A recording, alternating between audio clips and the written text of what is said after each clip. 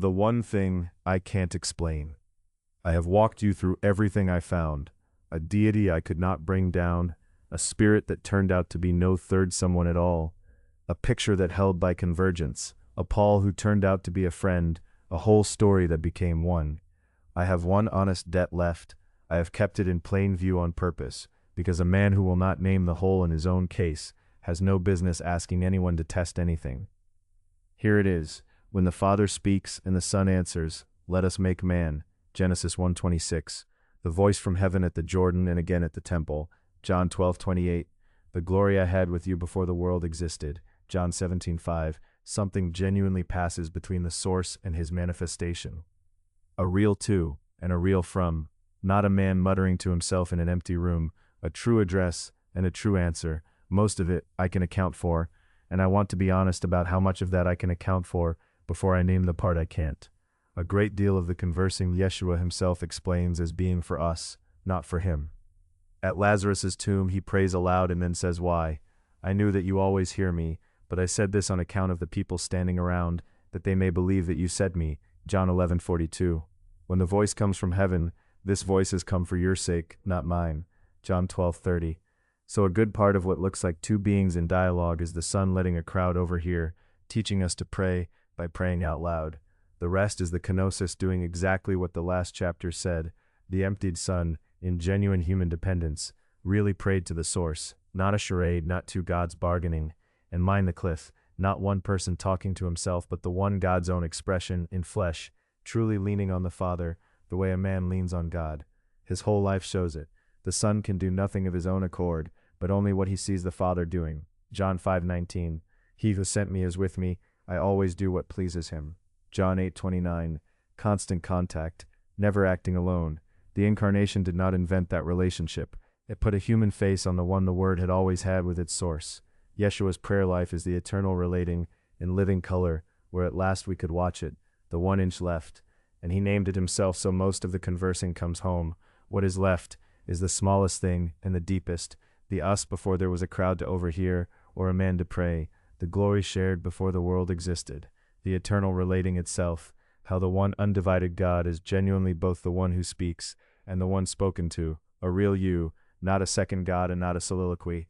That is the inch I cannot diagram. My author and his character picture runs out at exactly this point, and I won't force it past where it goes. An author does not truly converse with his character. But here is what I sat with longest, and it turned the whole mystery warm.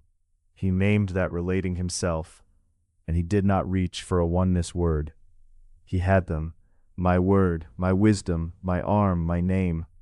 He passed every one and chose the most relational, most personal word pair in any tongue. Father and Son. That choice is the but no flat oneness can absorb. And it is not a crack in this reading. It is the very thing this reading was built to protect. A son is of his Father's own substance, bears his image, is his heir, Hebrews 1:3. The same nature, and yet someone to address, someone to love. It is the one word that carries both halves at once. Fully the same, genuinely distinguishable. He chose the warm word because the reality is warm. The Father loves the Son, John 5:20.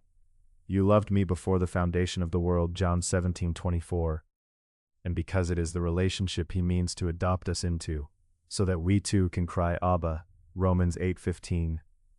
This is the place my reading strains hardest toward the personal, and stands closest to the careful Trinitarian. We are both looking at a real and loving Father and Son. He says two persons, one God. I say one God, his own Son. And the diagram of how the one is genuinely both defeats us equally. That nearness is honest, and it is the narrowest the daylight ever gets. Every reading keeps a mystery right here, now the fairest thing in this book, and I want you to sit with it. Every reading hits this exact wall. The Trinity reaches it and says, three persons.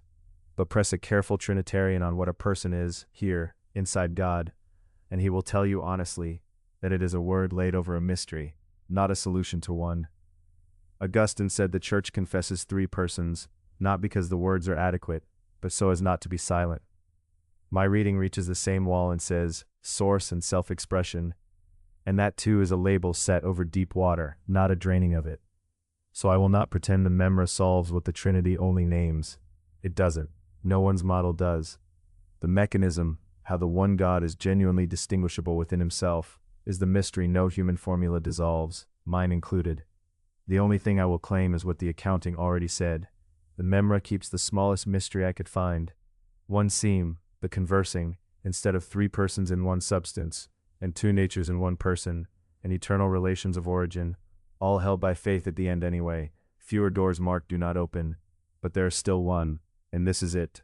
The whirlwind I spent years trying to force that last door. That was the whole engine of the hunt.